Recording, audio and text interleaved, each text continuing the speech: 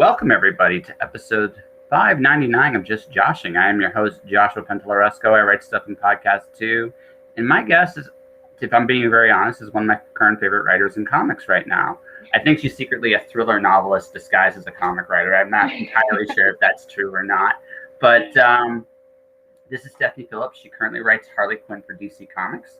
I discovered her reading Artemis and the Assassin, which I still think is a really freaking cool concept. So how you doing today? Great. Thanks so much for having me. Yeah. So, I've been watching your Twitter. I gotta ask, how did you find that Saskatchewan TikTok? I don't know what the TikTok algorithm has given me, but that is on my For You page on TikTok all the time. And now I follow them. They just review signs and weird things around Canada, so and a location called Moose Jaw, which I think is pretty awesome. Okay, so I was about to ask, were you Canadian, but the fact that you said Moose Jaw the way that it's you're I'm assuming you are American. Am I wrong on that, or? No, I'm American. Yeah, I grew up playing hockey, but I'm from Florida. Well, no, you know what? I can respect that. I mean, I won't hold it against you that much that you're a Tampa Bay Lightning fan, from what I can tell. I'm a Detroit Red Wing fan. But we do have we do have something in common, and that is Steve Yzerman. Absolutely, right. Yeah. That's what we have in common. I think the one thing all Detroit and Tampa fans will agree on is that Yzerman is the best. So. Yes. Well, no, I mean Yzerman. I do feel kind of bad because he did miss out on you guys when you finally did win the cup, because he did help build that team. But I mean, you guys I am rooting against you because I would like to see Montreal win it again in the finals. But I think I think you understand. I think you understand that one. I hope anyway. But that all said, I mean, you can make a really strong argument that Tampa Bay has been one of the best 2 or 3 teams in the last 10 years, which is a kudos to what he built, and also kudos to the team too. It's a really well run ship. So I mean, good drafting, and just I think Yzerman's strength has always been picking up players that even went undrafted. I mean, you just look at the history of how he got someone like Tyler Johnson, and I think that helped build. It's he was watching for something that others weren't, and it's pretty cool to see. So when Detroit was in its heyday, I know it was a while ago now, but when Detroit was in its heyday, don't hold that against me, but they would do the same thing, right? Because the thing is, most people forget. The name of the GM that was there for ever escapes me, but his specialty was scouting. He would scout Russia. He would scout a lot of the same things. Yzerman was part of that core that built that team, right? So when he became an executive, I mean, he went through the experience of building a successful team from the ground up. And so when he went to Tampa Bay, it was just okay, this now let's see if my ideas work in a other market. And lo and behold, you guys are going to be in cup contention. Even if you don't win it this year, might win it this year, but even if you don't win this year, you guys probably have another 5-6 years of being actual solid cup contenders before you guys have to rebuild. So it's kudos to the team. So what did you play in hockey? I still play. I've been most positions. Recently, I've been playing a lot of defense, which I didn't start playing until I was an adult, and somebody needed a defender, and I actually think I like playing defense the best, and now I'm mad I didn't spend my whole life playing defense and instead was a winger and a center. So it's a more mental. It's probably one of the more it's not quite the psychological headspace the goalie is. That's a special space that right there. But it is I think defense is probably the most, probably in terms of positioning on the ice, is probably one of the most mentally interesting ones, because a lot of that's position. A lot of that, you're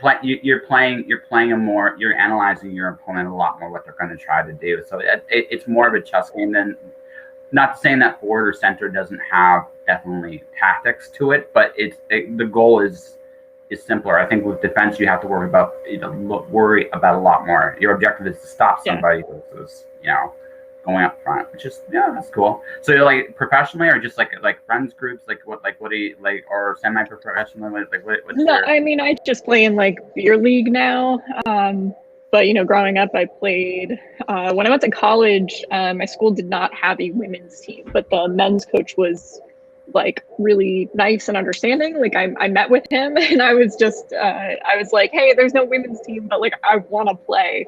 And so he let me come out and do like scrimmages with the men's team, and like I would do the practices with the men's team, but I wouldn't dress out for games. And if they were doing hitting drills, I couldn't be on the ice, which like actually we didn't know that at first. And for women's hockey, there's no checking. And I think like I got along well with him, and he was like a really nice coach, and he liked me a lot. But I just remember one day they switched to doing a checking drill, and he like checked me into the boards, and I like was not prepared. I had no idea what was about to happen. Like I've never done checking drills because nobody teaches women how to check. Like you can't check in women's leagues. And I was just like really surprised, and I think he was surprised, and he was like, oh, you don't know how to take a check. Yeah. And then we looked at like regulations. I actually couldn't be on the ice. Like I couldn't do checking drills with them, like even if I knew how. So it was but the guys all knew, and I made friends on the team. It was kind of cool. Like the goalie of the team, I'm still in touch with him today, and it was nice to kind of be accepted by a bunch of guys. So made for kind of a weird college experience. Well, you were part of a team. I mean, this was in one sense, I think, and this is a kudos to you. I mean, you were passionate about it, and the thing is when you're with somebody and they're very passionate about what they do, you cannot help but respond to that. Like this was an experience you really wanted, and they couldn't give you everything they wanted to. I think there was also a little bit of that too, because honestly, it would have been really cool to see you actually play on a team, but since they couldn't give you that, they gave you everything else they possibly could, and you loved it, and you dug it, and you probably, and you know what? I mean, probably just considering how effort driven you are, you probably were one of the better players on the team anyway, probably to play with. So I don't know about that. they were good. It was. Well, we were good too. If you were on the ice with them, you were probably really good too. I mean, you try to like keep up. Like even now, we've got the beer league team I play on. We've got a couple of kids on the team that play for like local college and stuff like that, and they're 20 years old. But it's always nice when like the team captain is like, oh yeah, you go do the like penalty kill with them, or go get on the power play with them, and it's like me and some 20-year-old kids, and it's like it's nice that I can like at least keep up like a little bit. So I'm definitely not going coast to coast like they are or anything like that. I prefer defense, but it's fun. Yeah, no, it sounds like you had a blast. Like I think it's really interesting. Like you come from I mean, I'm not saying you're not an academic, but you definitely have an athletic background to what you do. And I'm just from what I can tell, like it gave you a lot of discipline in how you apply yourself now. Is that fair to say? Yeah, I mean, I think I've always grown up playing sports. My family's a really big sports family, so it was kind of always required, and it's just like a normal part of the day to go do a sports thing. So even now, going and playing once a week, or I think somebody was asking me the other day too, like they were saying they have a hard time going and like running or going to the gym if somebody isn't like watching them do it, or there isn't that kind of accountability. And I get that, but I think it just became like if that wasn't a part of my day, it would feel really weird because it's always been a part of my day. So it's normal. well, it's also like I'm just from somebody. I never was an athlete. I will never claim to be an athlete, but I worked a very physical job for a long time. I found the physicality actually made my mental focus better, right? Because it just lets out, like, we're meant to have, I think as a species, by and large, we're designed to have contact with things, right? And physically exerting ourselves, there's an honesty to it. And because of that, it's just like, we get that out of our systems, however we do it, whether I'm lifting for a living or whether you're, blocking shots or going up and down the ice, okay. or actually, I should ask this since we did bring this up. Are you body checking people now? Now that you're older? No, my instinct on defense, because initially I was put on defense like midway through a game. Like my first time ever playing defense, they were just like, we're a defender short, can you jump back? And it's like I understand in my mind the position. Like I've played long enough to know where the defender should be and what my role is. But it's beer league, and I just noticed like, nobody was really keeping people away from our goalie. And I was like, all right, I'm just going to be a wrecking ball. Like that's my defensive mechanism, is like, I'm just going to like run into this person that's in front of my goalie and like make sure they're nowhere near my goalie. And I mean, it's been a couple seasons now with the team, but the goalie, whose name I don't even know, like really likes me. And I just he's like, I enjoy watching you just like bowl people over in front of the net. And it's like, yeah, it's like cathartic and helpful. So can I call you my secretly Canadian friend? Yeah. I know. I love Tim Hortons and hockey. Like a couple weeks ago, my weekend was like Tim Hortons, the hockey outlet store, to like sharpen skates, and I needed a new stick. I like broke the toe of a stick, and I was like, man, this is the most Canadian thing I've ever done. Like, yeah, the only thing that you could completely cement you is like an epic beer of some kind after a game. If you do that, then you're there. You are Canadian, right? Right. Maybe I'll start bringing poutine on the bench or something. That would be amazing. That would look. I would personally pop. I would be like, okay, yeah, my secret Canadian friend. But no, I mean, goalie would love. Of course, goalie loved you. Yeah, like I mean, goalies get hit enough. I mean, look. I think a special psychology to be a goaltender in hockey, because literally you're basically saying, hey, this frozen thing that's getting fired at various miles an hour, hit me, come on. That takes character that I do not have at this point in my life. It's just like, you know what? I'm not that in love with pain, right? And I get you, you're all powered up. I get you, you're all padded up. It still hurts. It still really, really hurts, right? But so, I mean, and last thing you want as a goalie, because you're worth all this equipment, you can't move like another player does, because you're in the, I mean, even if you, as strong as you are, you're not going to be as fast as someone going down the ice. So someone's that's preventing me from getting checked when I leave the crease, I hurt you. I would hurt you very, very much. Like, thank you very much. So, but no, like the other cool thing, like we should just mention this real quick, because you did MMA, right, for a little bit. Yeah, Muay Thai. Muay Thai? Oh, you're nasty. I'll never note to self, never trip you up. Muay Thai is like one of the nastiest martial arts on the planet. It's just brutal stuff. When did you start? Oh yeah.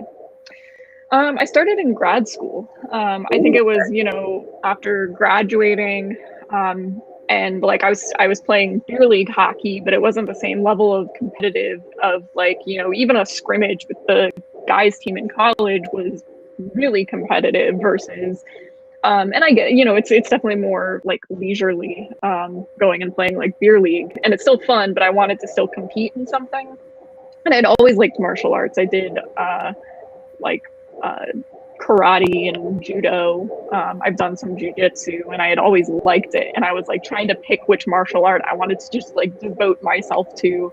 And I mean, I think like that weird mechanic in a goalie's brain that's like, I want something fired at me at like however many miles per hour. I was just like, I learned about Muay Thai being the most dangerous, and I was like, okay, that like, let me go figure out how to conquer like the most dangerous of the martial arts. Well, it's like it's either that or Krav Maga. It's like one. It's like they're like neck and neck. I mean, I've seen I've seen some people that train from like a young age. I mean, that super elite Muay Thai fighter only has like a shelf life to like 23, 24 years old.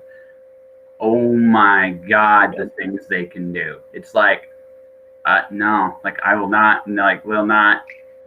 Right, they're just But all right, because it like for those people listening, watching, it's elbows, knees. It's like it's incredibly. The training usually is also very physically demanding on top. Like not alone the fighting, the training is very physically demanding in there. So, And then once you're at a certain point, then they let you fight. And it's like, yeah. So I mean, it's like, so did you actually compete? Like did you actually get to compete on an amateur or professional level? Amateur circuit. Yeah. Okay. So, but yeah, I competed, and yeah, it's like one of the things you have to do in training. Like, your shins are kind of like a shield. So to like take hits, like in Thailand, they would like roll bottles over your shins or things like that. And I still have like little pockets in my shin where you can just feel like dents in the bone that you have to be like trained into the like muscle and bone to be able to just take hit after hit, or like weird stuff for your neck, because we also would do clinch. So stuff when people are like hanging on your neck to be able to like support the weight of somebody like just trying to pull your neck down or something. Yeah, because you're trying to pull it down to get your knees and elbows and all that other wonderful fun stuff in there, right? So yeah, no, like I said, it's a brutal choice. But so how long did you compete? Did you stop to injury, or did you just say I had enough one day and moved on, or what was the? No, oddly, it was like a combination of a few things. Like there was injury. One problem I had was like I was wearing contacts at the time, and I would sometimes, if you get punched, start like the contact would pop out. Because like I'm not closing my eyes if I get punched, and you know sometimes you get punched in the face and the contact would come out, and like it had happened in a couple of fights where like my contact would come out and it's just like a pain. So I did PRK surgery, which is a little like LASIK, except that PRK is made more for people that do like combat sports. But my eyes like never healed correctly. So anything near the face at all, my eyes will like start to swell up. And like I tried getting back into competing, and it just got really difficult because I like, sparring, even if it hits like chi, anything around there, my eye would just start to like swell, and it got really difficult to continue. And it was like, man, if that happens in a fight, and it's like, well, it's over when it shouldn't be. So it got really frustrating, and it probably still hasn't even healed. You oddly make me respect Michael Bisping even more, because you know how Michael Bisping has like a guy, because it's just like, it's like, damn man, you're tough. It sucks because you can't go all out, because if you go all out, you're pretty much just done, and you're like, oh, okay, so yes, that would be frustrating. So you did a lot of this in your. I'm gonna ask how old you are, and hopefully you don't beat me to ask that question.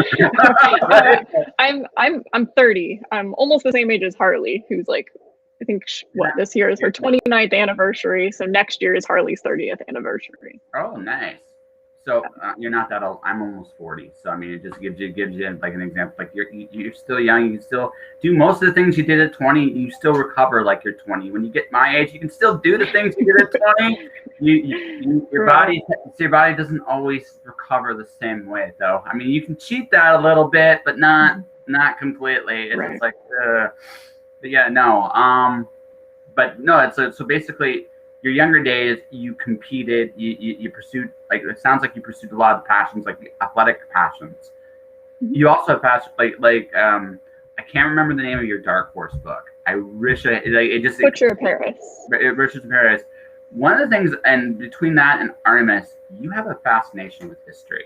And I noticed that with you, like, specifically, it looks like you like 19th, 20th century, like World War II is always a fascinating time. Don't get me wrong to write about, but you just seem to have there's a how do I put this? An academic passion for what you do as well. And obviously, you did it sounds like athletically, you pursued your athletic passions younger, and as you got older, you started pursuing your more academic. Was it after the fight that you focused that way, or or was this something that was gradually coming along as well? I think it was kind of all happening like I wrote Butcher of Paris while I was still fighting, and I still train. But I think coming from an academic background, I really like that side of things. I like getting to do research, and I mean, I do love history. I don't know that I have a particular period that I really enjoy. My dad was a book collector, so everything that my dad was reading when I was a kid, like, all right, then I want to read it, even if I don't understand it. You know, being like a third grader carrying around like this gigantic book on like the rise and fall of the Third Reich, and the teacher being like, "What the hell is this?" Like, it's like, oh no, I found it on my dad's shelf, and I really want to read it. You know, I didn't always understand everything, but you know, if I saw my dad reading it, I wanted to pick it up, and I think it just made me always love history. Yeah, mine's the Renaissance because I love the a couple things, the inventiveness of that era, but also the reason why a Renaissance exists is because usually there are big problems that need to be solved, and the ability to communicate on a wide array, like the printing press changed everything. And at that point, it really hit. And then on top of that, there's just big problems in terms of poverty and how the world was run and how the world needed to change. And if this sounds, ladies and gentlemen, like today, yeah, kind of, yeah, right. But that period, that's why that period is so fascinating to me, because that did change everything by and large for the better. So that's always my favorite. That's my favorite point. But there's a lot of cool points in history too. So Yeah. So that's just mine. So that I noticed gives a lot into at least your early Did you join novels first, or is it always comics? Always comics. Yeah. Why? Well, when I was in grad school, I mean, I've always liked comics, but in grad school, I kind of had the opportunity to work on an indie project, and that led to like more indie projects, and then eventually DC. So I started working for DC before I even finished my PhD, and then I finished the PhD and went, you know, full-time comics after that. Well, I mean, I was already kind of full-time comics, but just, you know, no longer having to deal with writing a dissertation. So that part is nice. No more 200-page document for my professor. Here, Right, I can focus on my true love, which is just no. I just wonder because like I honestly like the way you actually write. So the way you approach your characters and stuff, and your meticulousness in some cases. I'm like, she'd be a good crime thriller novelist. Because I feel like, and the reason I say that is, I get the sense with you like solving problems. Like a lot of what writing is problem solving, and actually art in general is problem solving. But writing, in the reason I mention it in writing's case is because you'll create a scenario or a story in your head. It's like, what's the best way to tell it? What's the obstacles? What's the solution? And you know when you write, right, and it really, really works. It's like, that was cool. And I like that feeling, and you love that. There's two feelings you love as a writer.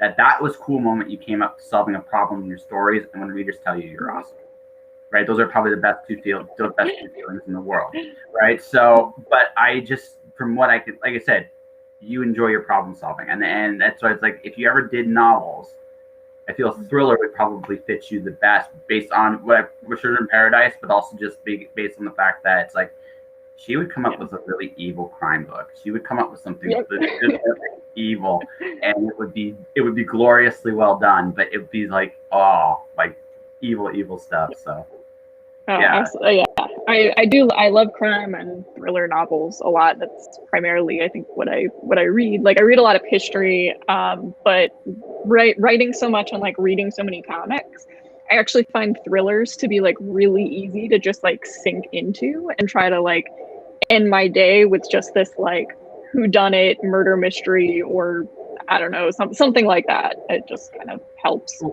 Because it's also just because you play it like right now with Harley, and we'll get to this. You play in another big giant sandbox with a really cool meta story, depending on what depending on what you're allowed to use.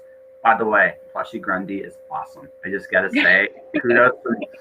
I knew, just so you know, I knew Riley before he broke in to the end of the comics. So I'm just like, I could just imagine he probably got a big kick when you gave him that request.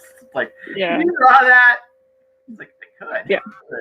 I But mean, that's definitely part of it. I wanted to see Riley draw Grundy. I was just like, this is like, there's a couple of characters that's like, I know Riley wants to draw, so it's kind of like on the document of like, if we find a way to make them fit organically or something. Or, at some point I think Riley wanted to draw a bear. And so that was like just on a list of like, one day we'll figure out how to fit a bear in. And then we did, like, we have a kind of like a camping trip coming up, and I think we've got a bear on the cover, we've got a bear in the book, so Riley got the bear.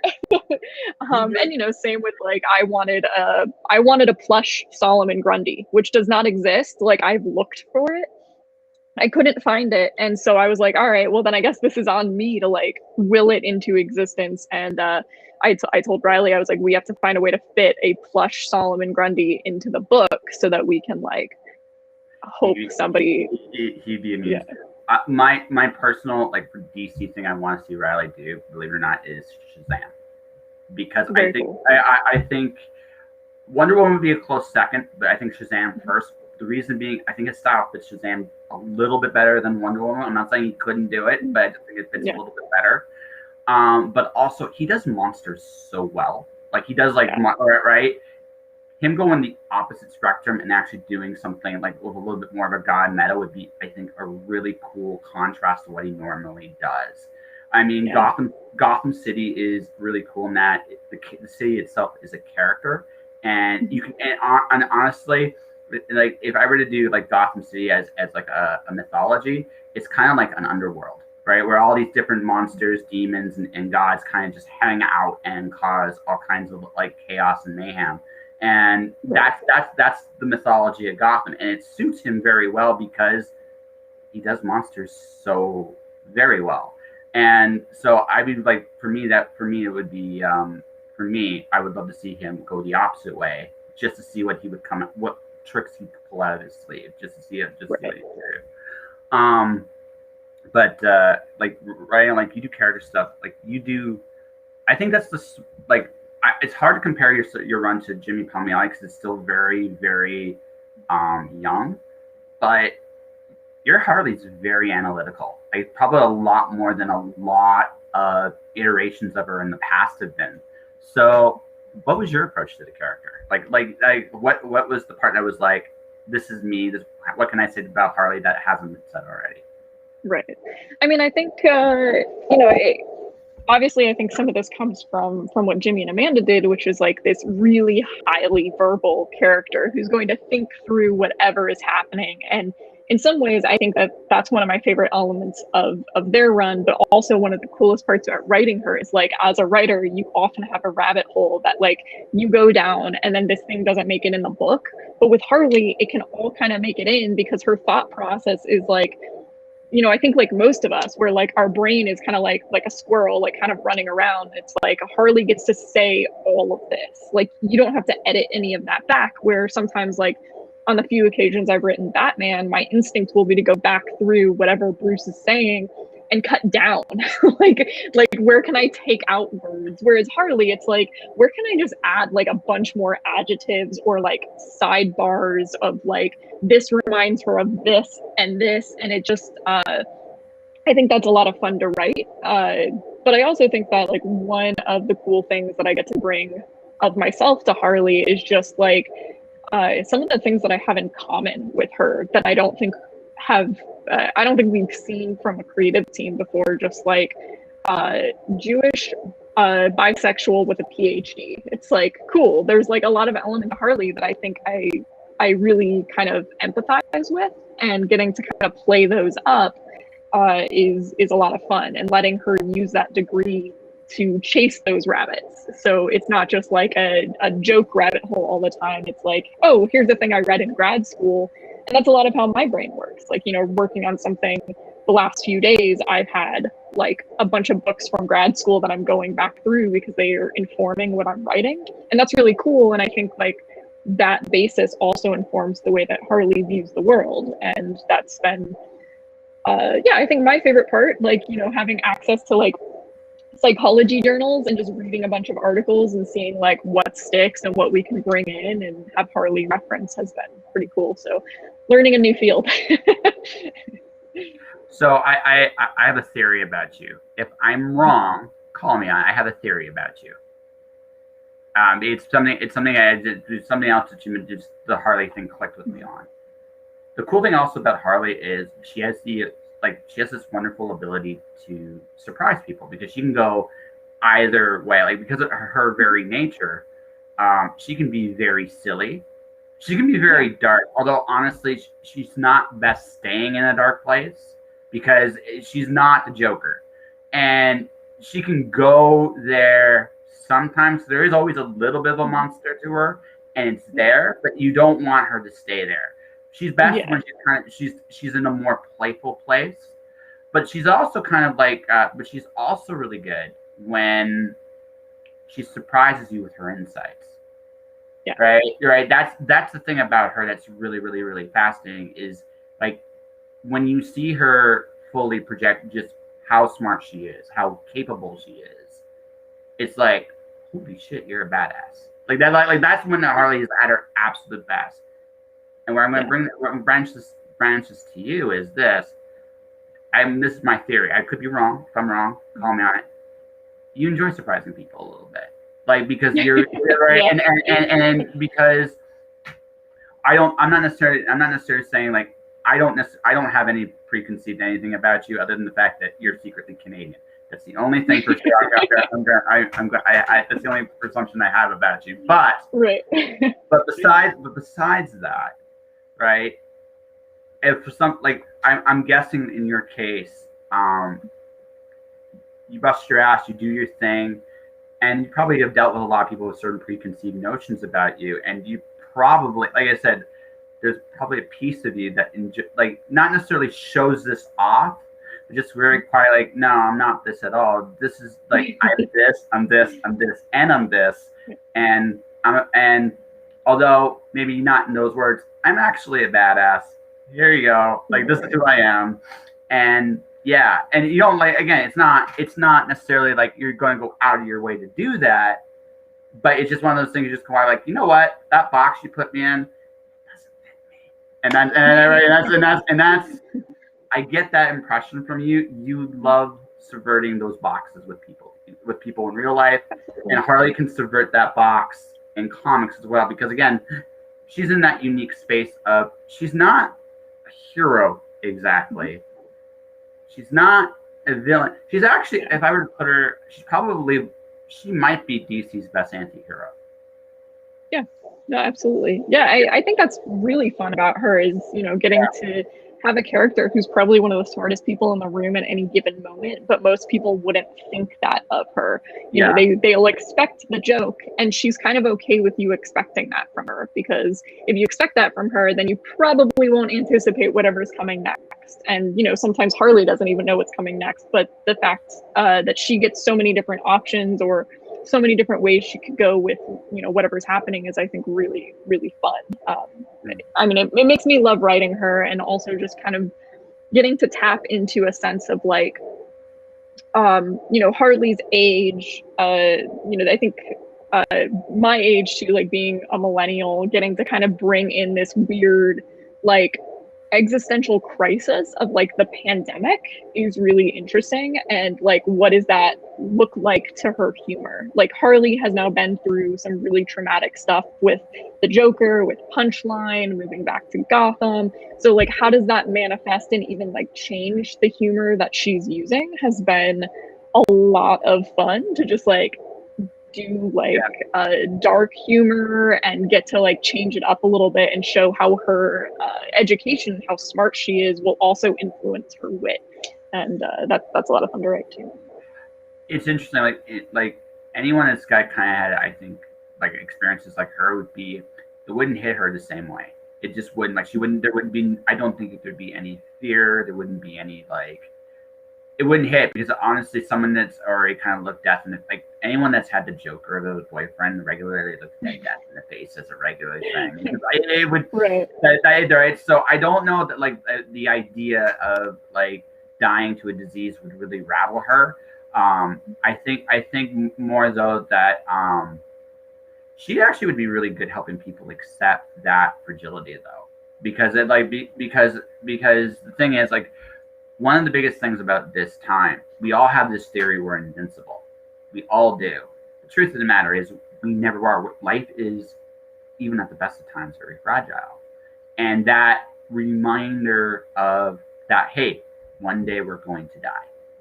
That's a very, if you can accept that, there's a lot, you can look at the world in a very, very different light.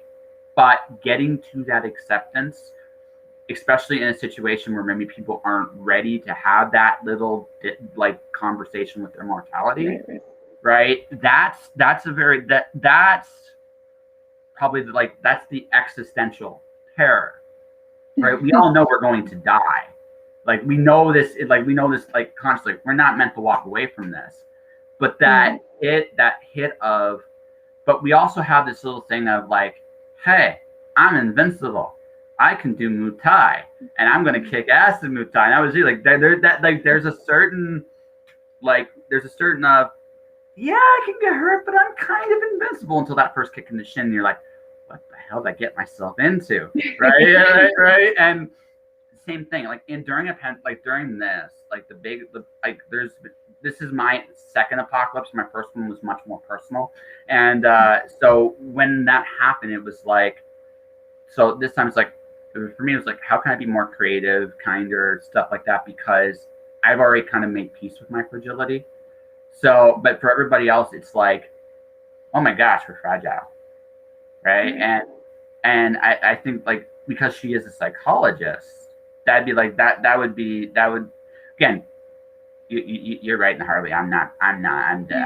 This is just but as someone that has kind of looked at their own mortality in their face, and someone like her who just does that. I'm not gonna say almost nightly.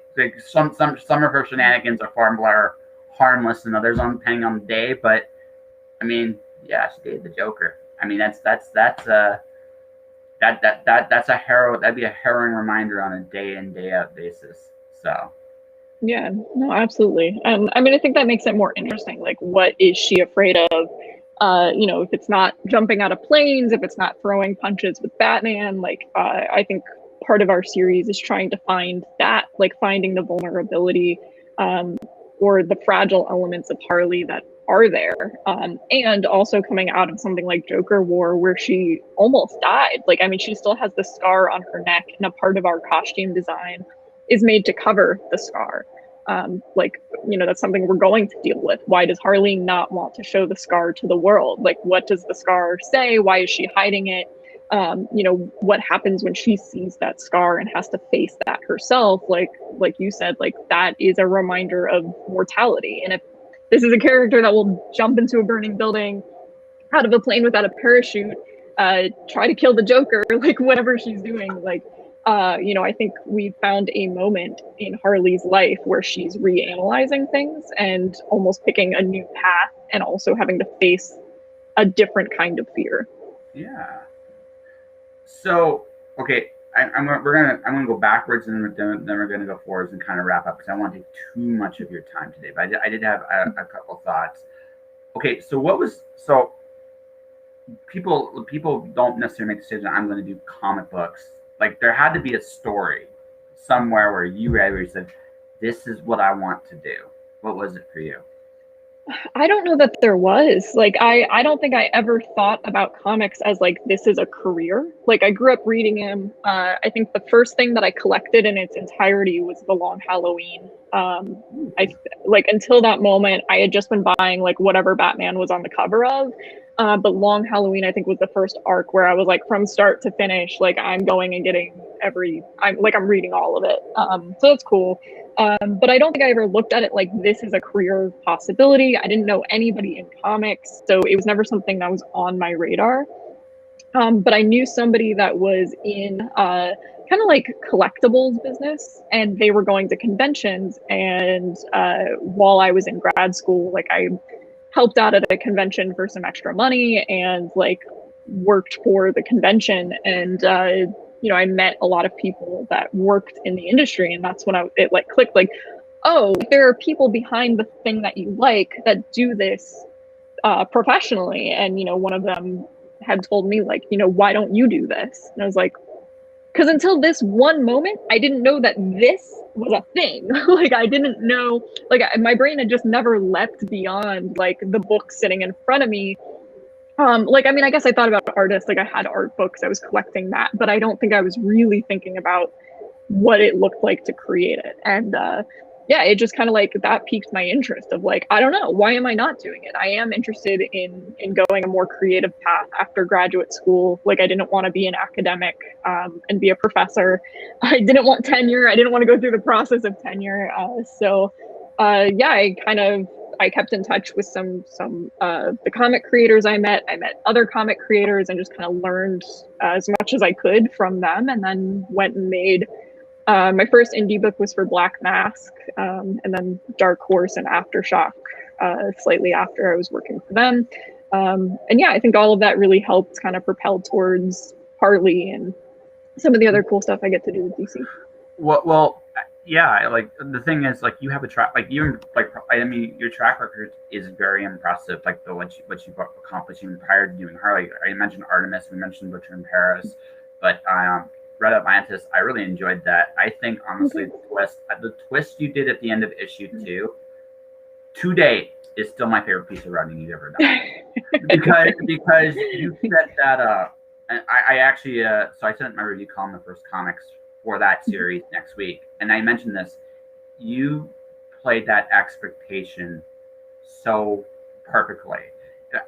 The only criticism I have is I think there's more to that story, and I hope you do get a chance to tell that someday. And I felt like the ending was like, there's got to be more to this. And that was literally what I thought when I got to the end of that. But issue 2, and the reason I mentioned that is you set that up in issue 1, and you were very sly about that. When you mentioned the main, like, when the main character had a different last name, you very cleverly set up the twist right there, because, like, why does she, like, the most obvious question that no one asks until after that's done is, why does she have a different name, right? And then you set up, you had, like, I'm going to call him Evil Professor X, because that's what I looked when I first saw him.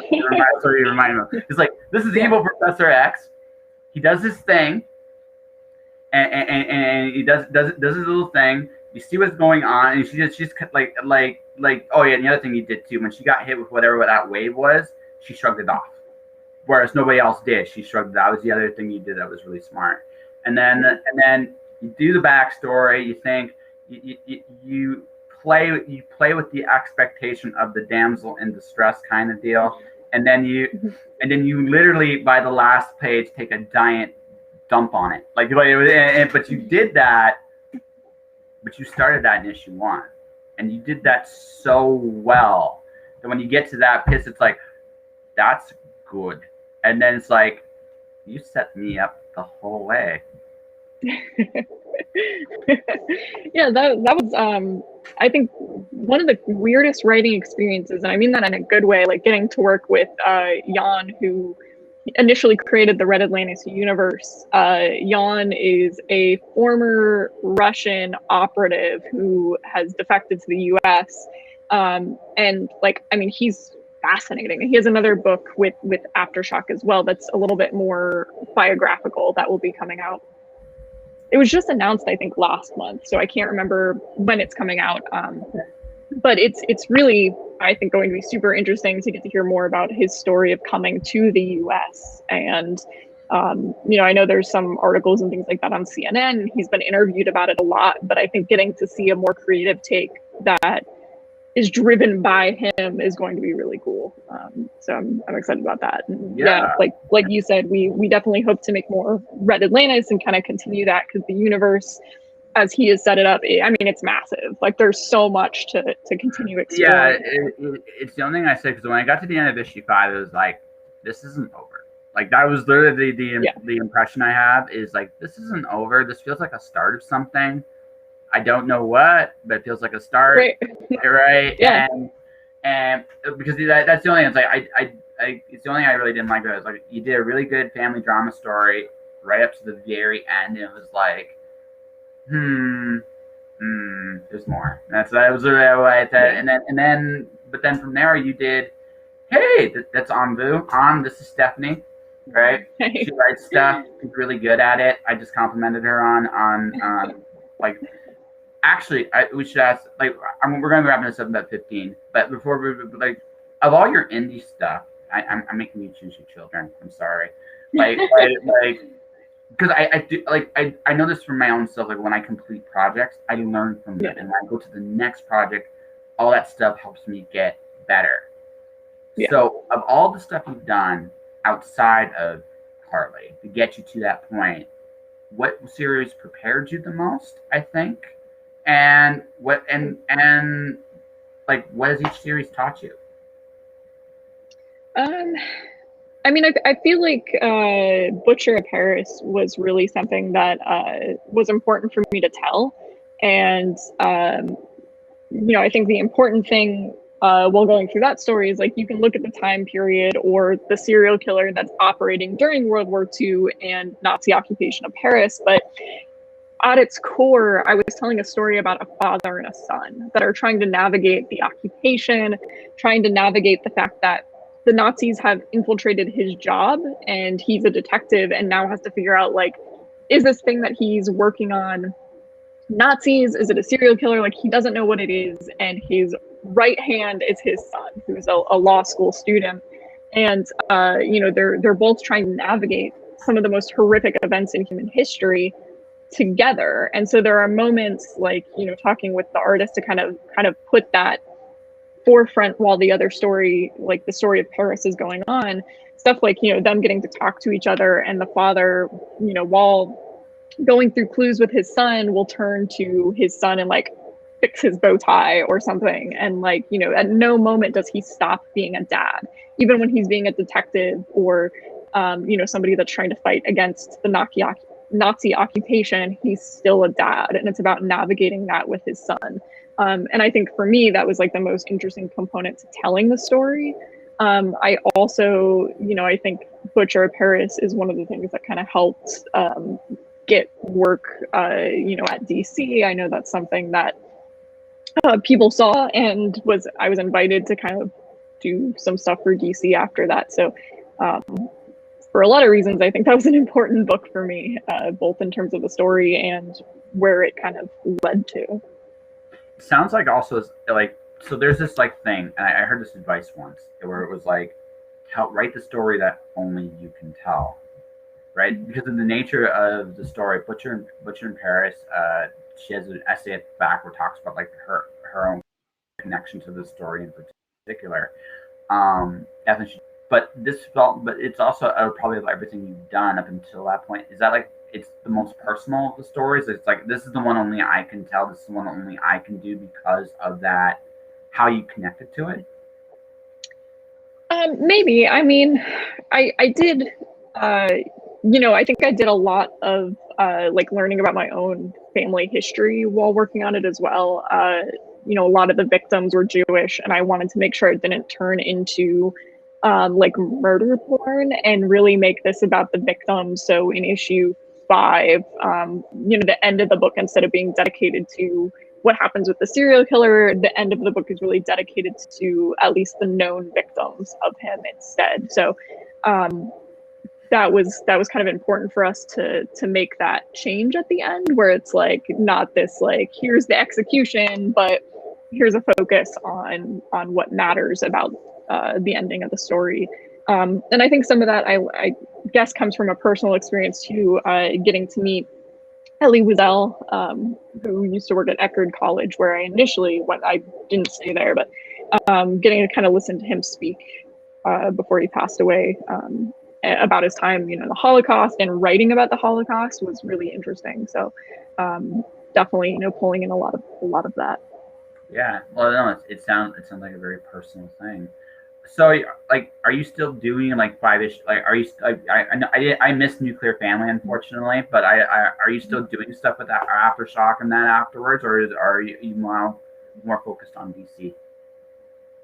Yeah, I mean, I have so much at DC that, you know, I do have some other creator-owned stuff that hasn't been announced. And there might be some Nuclear Family news kind of coming up soon. But yeah, I guess I'm kind of in like a little place where a lot of the creator and stuff that I've been working on or that's done hasn't been publicly announced, but yeah, there'll be some more historical fiction and some pretty heavy departures from it, which is I think going to be a little new for me in the indie side of things, to do something that's not historically based at all. Well, it's good, right? You're going out of your comfort zone, which is always which I find like I'm not gonna say like in fiction we tend to niche ourselves into like whatever genre we fit in, right? But but the fact that indies, you can kind of like try different things out and kind of like it's almost like picking up language, right? A new word, a new thing, and then go back to what you do and do it really, really well. So I mean, it's always cool. All right, I'm gonna ask a couple of throwaways, and we're gonna probably wrap this up because I get the feeling you got things you need to do. So, but before we do, I gotta ask a couple fun things. You're at DC. I don't want you to tell me all your top secret projects or anything like that, because one, you're not going to, and two, I wouldn't want to wreck you. You've accomplished an awful lot, and in all seriousness, you should be very proud of what you've done. And honestly, good stuff, things will come from there and lead to better places for you. And I'm rooting for you, in all honesty, right? But everybody's got a list of characters they want to tackle, right? And I'm not gonna like nothing you're working on, because that way you don't get in trouble. But is there someone is there a story you want to tell that you haven't had a chance to, that you would love to just try? Man, I mean, I kind of had a bucket list, I guess, but I kind of hit them. That's awesome. That's awesome. Which, like, I guess you have to kind of reevaluate them. Like, but I mean, I honestly, I might be in a weird boat where that's not something that I usually think about, because a lot of times the characters that I've found I like writing the best are the characters I never expected I would like to write the most. Like I was given Wildcat as my first character at DC that I got a chance to write because, the editors found out that I did boxing and Muay Thai and knew how to fight. And they were like, this would be a cool point of view to bring the Wildcat. And I got to do a short with Riley, and it was like, oh, I could write Ted Grant all day. But if like right before that you had asked me like, what character would you like to write the most at DC? I don't think Ted Grant would have been on a list of like 10 characters I gave you. But now he's like probably one of my all-time favorite characters, because I just feel like, he's somebody that I always liked and appreciated, and now there's like a respect there that I just, I'd love to do more Ted Grant. Green Arrow has always been one of my favorite DC characters, and I've now gotten to write him, which was a lot of fun, and obviously something I'd do again. But like all the stuff at DC, some stuff that hasn't been announced, I'm writing characters I absolutely adore, and I think trying to find unique ways to tell those stories that are, like you said, maybe uniquely me stories.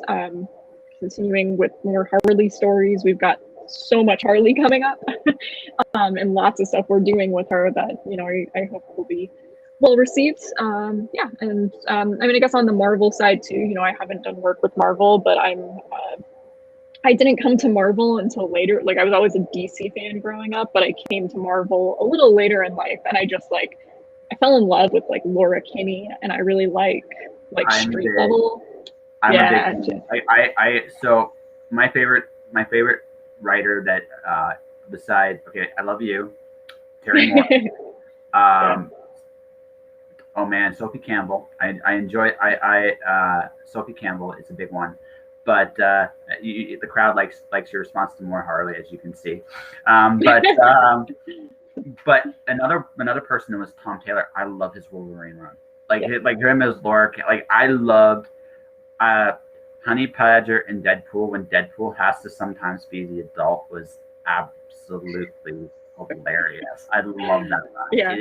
Tom Taylor is probably, in my opinion, probably a little unsung, just because he's good, and he's so good, but he's not, I mean, like, best writers, he's not like in the category of like you think Grant Morrison or John Hickman or but you don't think of him. But I don't think he's ever really done a bad comic. I haven't seen it anyway. So it's just but his Wolverine run was like that was the Wolverine run I collected. It's like, I was sad she went back to being X-23 afterwards because he did so much with that character. It was like, he did really, really good.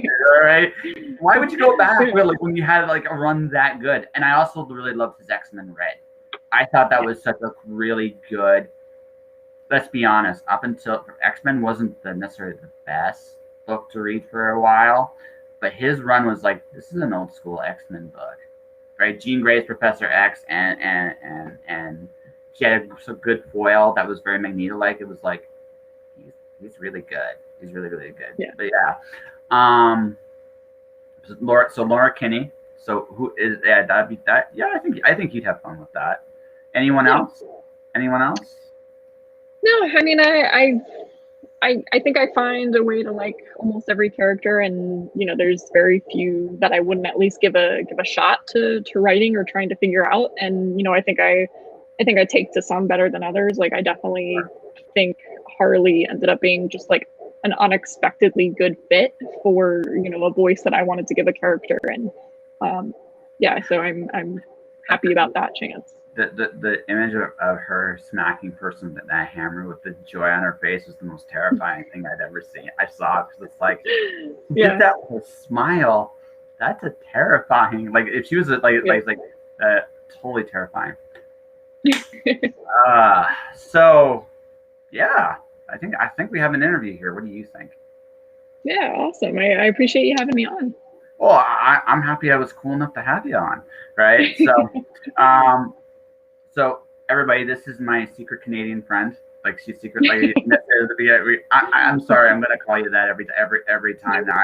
I hope you're okay. I hope you're okay with that. But so, okay, obviously you got Harley right now. Is there anything else coming up that you can talk about right now? I don't think so. Yeah, Harley I think is the big one. Okay. Yeah, I think that's the big thing. With I guess some more announcements coming eventually. Oh, that's fair. Okay, I gotta ask one more thing. Just hit me. Your Twitter handle is Steph_Smash. Hulk fan? Yeah. Or is that more a homage to the fact that once upon a time you kicked butt in the Yeah, it came from that. Like before I was ever in comics, that was my Twitter handle. It's on the back of most of my fight shorts, say Steph Smash, somewhere on them. Someone at the gym started calling me that because I could spar with people, but then I would hurt myself like tripping over air or something. So it was kind of a joke. But then I ran with it and put like I think one of my pairs of fight shorts were like green and they say Steph Smash on the back. And so I've just kept it. No, it's fine. I had mentioned because we were talking about Marvel because Hulk. That it makes sense with your name. So she's got Harley Quinn. She's written by her, illustrated by Raleigh Rossmo. It's an awesome book. It really, really is. Very fun. How can people find you if they want to get a hold of you? Definitely Twitter. I think that's really the only social media I remember exists. So, like you said, my handle's Steph_Smash, but that's about all I use. No website? Yeah, I think there might be a link to a website on there that I haven't updated in forever, but I think it's StephanieComics.com, but it's on the Twitter somewhere. I don't think I've been there in a while. No, fair enough. All right, folks. This is Stephanie Phillips, and this was my 599th episode of the show. Tomorrow is episode 600. I want to thank Stephanie for coming on board the show. Thanks, Steph. Thanks everybody for watching and listening. And I'll see you guys tomorrow night at 7 p.m. Stay inspired, keep shining in the dark, and I'll see you tomorrow.